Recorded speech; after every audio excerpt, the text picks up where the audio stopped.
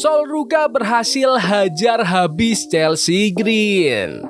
Tatum Paxley gila sampai bawa-bawa gergaji mesin. Javon Evans dan Ricky Sainz semakin memanas. Dan masih banyak lagi. Selamat datang di NXtra, di mana kita akan nge-recap dan nge-review episode NXT hari ini tanggal 24 Desember 2025.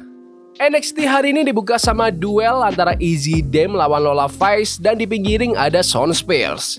Di awal-awal Lola sempat pegang kendali, dia jatuhin Izzy ke lantai terus disikat pakai senton di luar ring. Tapi Izzy nggak tinggal diam. Dia berhasil nge-grounding Lola dan dapat kendali lagi lewat German suplex pas mau iklan. Pas balik lagi, Izzy nyoba buat ngelamatin tempo pakai submission, tapi Lola berhasil lepas dan balas pakai tendangan. German suplex versinya sendiri sama running hip attack. Titik baliknya tuh pas Spears main kotor, dia narik kaki Lola pas wasit gak liat, bikin Izzy bisa nendang Lola keluar ring. Tapi gangguannya langsung berhenti pas Tatum Paxley muncul bawa gergaji mesin. Spears langsung kocak-kacir kabur. Pas gangguannya hilang, Lola langsung manfaatin momen, hajar Izzy pakai backfist di ring untuk memenangkan pertandingan. Tapi situasinya langsung panas lagi pas Kelani Jordan tiba-tiba nyerang Lola dari belakang, dipukulin sama ditendangin sampai petugas harus turun tangan. Pertandingannya lumayan solid dan seimbang sih, sampai akhirnya Tatum Paxley muncul bawa gergaji mesin ala Leatherface. Emang agak konyol, tapi jujur ini jauh lebih mending daripada urusan boneka Barbie aneh yang selama ini gangguin programnya Izzy Dame sama Tatum. Soal kualitas match, aku suka gimana Lola Vice berevolusi jadi worker yang bisa diandelin. Dia udah bukan sekedar proyek developmental lagi, tapi udah bisa dipercaya buat bikin match yang bagus. Aku gak bakal kaget kalau dia dipanggil ke main roster bentar lagi, tapi gak kaget juga kalau dia tetap di NXT supaya tetap dekat sama urusan di AAA. Di belakang panggung, Thea Hale sama Jordynne Grace lagi bahas soal kemenangan kontroversialnya Thea buat gelar NXT Women's North American minggu lalu. Jordynne dukung keputusan itu dan bilang kalau kemenangan Thea itu sah, ngeyakinin kalau hasilnya tetap resmi meski situasinya aneh. Thea bilang makasih ke Jordynne terus pergi buat nyapa penonton. Di tempat lain, Ethan Page nyamperin Myles Borne di locker room. Ethan nekenin kalau NXT itu nggak kenal ampun dan bilang kalau pegulat itu cuma punya dua pilihan, adaptasi atau ketinggalan. Dia bawa-bawa perubahan yang dibuat sama Trick Williams dan Ricky Sainz sebagai bukti kalau evolusi itu wajib. Terus dia peringatin Myles kalau kesempatan itu jarang ada. Terakhir, Ethan bakal fokus pertahanin gelarnya minggu depan. Katanya dia bakal beresin orang terbaik di TNA. Thea Hale naik ke ring sebagai juara NXT Women's North American. Dia ngaku kalau banyak orang yang ragu sama kemenangannya dan susah terima gimana itu bisa terjadi. Dia bahas bedanya ngejar sabuk sama megang sabuk. Terus jelasin kalau gelar ini tuh simbol pertumbuhannya selama bertahun-tahun di NXT. Perjalanan yang dimulai pas dia masih SMA. Dia bilang kemenangan ini adalah puncak dari keyakinan dan ketekunan dia dan bilang perkembangannya di NXT itu berat tapi nyata. Terus Black Monroe masuk. Penampilannya berantakan dan kelihatan terpukul banget. Dia langsung bilang kalau pergantian gelar itu kesalahan dan nuntut sabuknya balik. Dia tetap tegas, dia ngingetin Black kalau wasit udah ngitung sampai 3 dan hasilnya final. Tapi dia juga setuju buat kasih rematch di New Year's Evil. Akhirnya mereka malah berantem sampai dipisahin wasit. Dia berdiri tegak di ring bawa sabuknya sementara Black ditahan di lantai. Aku suka promonya Thea Hale tentang seberapa besar momen ini buat dia dan seberapa jauh dia berjuang di NXT sampai akhirnya jadi juara. Black Monroe juga oke banget acting sedihnya pas kehilangan sabuk. Rematch mereka ini juga masuk akal sih karena emang awalnya kan kelihatannya kayak salah pindah tangan. Dikasih waktu 2 minggu buat build up juga bagus, jadi Thea bisa ngerasain jadi juara lebih lama. Feelingku sih Black bakal ambil lagi sabuknya di New Year's Evil, tapi kalaupun enggak ya nggak apa-apa juga. Black kayaknya bakal menang gelar utama NXT Women's di tahun 2026 nanti. Ada video soal Eli Knight dari Evolve karena dia mau debut di program NXT. Eli bilang dia bakal tunjukin kenapa dia itu terbang nggak kayak yang lain. Terus ada juga video yang nampilin aksi dari Tavian Heights. Habis itu, Sol Ruga diwawancara bareng Zarya. Mereka ngebahas tahun yang penuh gejolak buat Sol, termasuk pegang beberapa gelar terus kehilangan tanpa pernah dipin. Sol bilang kemenangannya atas Bayley di Saturday Night's Main Event itu titik balik buat dia. Dia juga bilang betapa pentingnya dukungan Zarya, makin memperkuat aliansi mereka ke depannya. Oke, turnamen speed lanjut lagi. Tavian Heights lawan Eli Knight dengan batas waktu cuma 3 menit. Eli tampil impresif di awal dengan kecepatan dan serangan udara, berkali-kali neken Heights dan hampir menang pakai gerakan-gerakan high impact.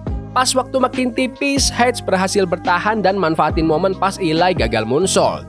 Heights menang dalam waktu 2 menit lebih dikit lewat belly to belly side slam. Habis itu, mereka saling nunjukin rasa hormat dengan salaman dan pelukan.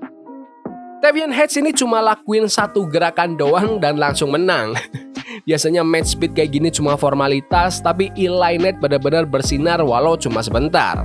Tapi Heights emang lebih punya nama di NXT, jadi kemenangannya lebih masuk akal.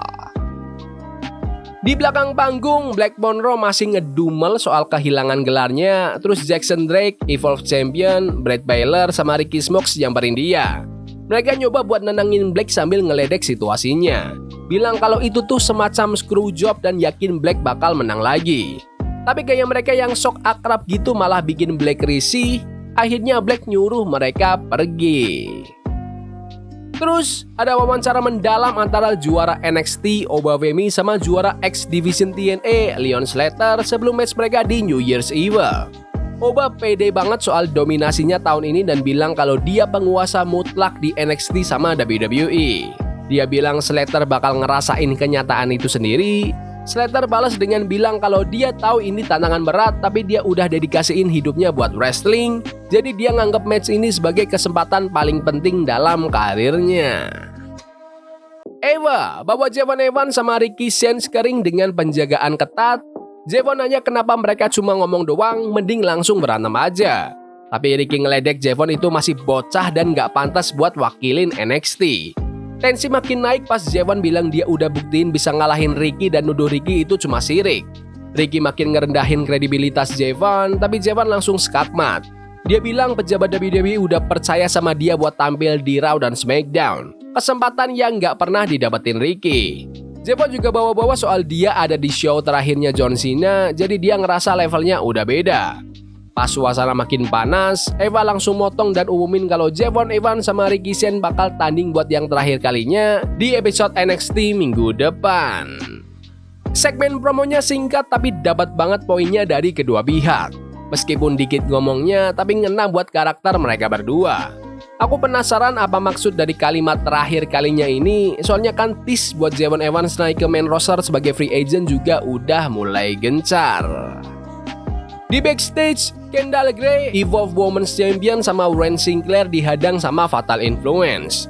Jessie bilang dia nggak bakal kehilangan sabuknya lawan Kendall. Jessie juga bilang dia mau match pemanasan minggu depan lawan Wren, dan Wren pun terima tantangannya. Terus ada match Christmas Chaos Mixed Tag antara Silo Hill dan Skylar Ray lawan Stax dan Ariana Grace. Aturannya no DQ, jadi isinya cuma rusuh dan gangguan terus. Di awal, kendali gonta-ganti cepet banget karena kedua tim pakai senjata bertema Natal. Silo sama Skylar dapat momentum lewat serangan yang koordinasinya oke. Pas balik dari iklan, Stax sama Grace sempat pegang kendali sebentar. Tapi gara-gara miskomunikasi dan senjata makan tuan, mereka malah rugi sendiri. Silo akhirnya menangin match setelah nge-powerbomb Stax ke meja yang dipenuhin buah pinus. Terus Skylar hantam Ariana Grace pakai frog splash untuk memenangkan pertandingan. Pertandingan yang konyol sih, banyak spot komedi dan senjata-senjata aneh. Tapi tim rookie Silo Hill sama Skylar Ray kerjasamanya oke. Ariana Grace emang kalah terus di hampir tiap match, jadi hasilnya nggak ngejutin. Ya ini tuh oke lah buat hiburan, apalagi mendekati Natal. Dion Lennox sama Darkseid lagi ngobrol bareng Eva. Dion bilang dia mau lawan Joe Hendry dan otomatis Hendry langsung muncul. Mereka tatap-tatapan, Eva bilang jangan berantem di sini. Cutler James peringatin Hendry kalau mereka bakal awasin dia. Hendry bilang NXT udah kasih banyak buat dia tahun ini, terus dia usul buat bikin konser minggu depan di NXT dan Eva pun setuju. Terus ada OTM yang lagi diwawancara abis kalah minggu kemarin. Dipotong sama grupnya Jackson Drake dari Evolve. Mereka promosiin tim Swipe Right dan bilang mau ngacak-ngacak divisi tag team NXT. OTM langsung panas dan kelihatan banget ini bakal berujung ke match tag team antara mereka minggu depan. Lanjut lagi ke Speed Turnamen, Andre Chase lawan Lexis King. Chase dominan banget hampir di sepanjang pertandingan pakai serangan agresif sama submission. Tapi Lexis pintar nunggu celah. Pas waktu udah mau habis, Lexis manfaatin kesempatan dan keluarin Coronation Neckbreaker untuk memenangkan pertandingan. Pertandingan yang lumayan oke buat durasi yang mepet. Bookingan buat Lexis King ini menarik ya, setidaknya buat jangka pendek. Dia dari yang tadinya faktor kunci buat jatuhin TNA, terus jadi jobber buat Silo Hill, sekarang dipanasin lagi di sini. Seenggaknya dia dapat jatah tampil di mana-mana, nggak kayak Andre Chase. Kelani Jordan kelihatan keluar dari locker room dengan muka marah. Terus ada Tavian Hyde sama Miles Bourne yang lagi ngobrol. Miles bilang mungkin benar kata Ethan Page kalau emang harus ada yang diubah. Hank dan Tank masuk dengan gaya heboh mereka, nyuruh Hyde sama Miles buat pede. Hyde pun akhirnya berhasil bikin Miles Bourne semangat lagi. Waktunya main event. Chelsea Green bareng Ethan Page sama Alba Fire lawan Sol Ruka yang ditemenin Zarya. Sol dominan banget pakai gaya atletisnya dan hampir menang berkali-kali, tapi Chelsea dapat untung terus dari gangguan teman-temannya. Ethan sempat cegah pinfall dengan naruh kaki Chelsea di tali, bikin dia ribut sama Zarya sampai ke jalan masuk ring. Pas Moose muncul dan berantem sama Ethan ke belakang, Alba Fire ganggu lagi dengan narik kaki Sol. Akhirnya Chelsea pakai Unpretty Her dan curi kemenangan. Habis match, Zarya ngamuk dan nge-spear Chelsea sama Alba. Terus Sol nyambung pakai double Soul Snatcher. NXT ditutup dengan Sol sama Zarya berdiri tegak, nunjukin kalau urusan sama Chelsea dan kawan-kawan belum kelar. Main event mingguan yang bagus. Aku nggak expect ada pergantian juara di sini. Kalau dibandingin sama match-match Sol Ruka belakangan, ini agak turun dikit levelnya. Bukan karena Chelsea Green ya, karena Chelsea itu pegulat hebat. Tapi ini berasa kayak holiday week, jadi mereka pakai finish yang standar biar penonton pulang seneng lihat jagoannya hajar balik di akhir. Tapi yang bikin aku agak takut, mereka kayak mundur lagi dari rencana perpisahan antara Sol dan Zarya. Ya intinya ini match TV standar yang oke lah, walaupun finishnya levelan house show banget. Oke, walaupun ini acara taping, tapi pembagian antara aksi di ring sama segmen promo di awal kerasa agak berat di bacot-bacotannya. Emang biasanya akhir tahun gini jarang ada match yang gede, tapi mereka sukses bikin kita penasaran menuju New Year's Eve. Secara keseluruhan, episode hari ini tuh berhasil jadi jembatan buat hal-hal yang lebih besar di NXT. Tapi menurut kalian gimana NXT hari ini? Bagus? Gak bagus? Komen di kolom komentar. Ya udah gitu aja video hari ini. Jangan lupa like dan subscribe ke channel ini karena gue pengen 20.000 subscribers di bulan ini. Tolong bantu.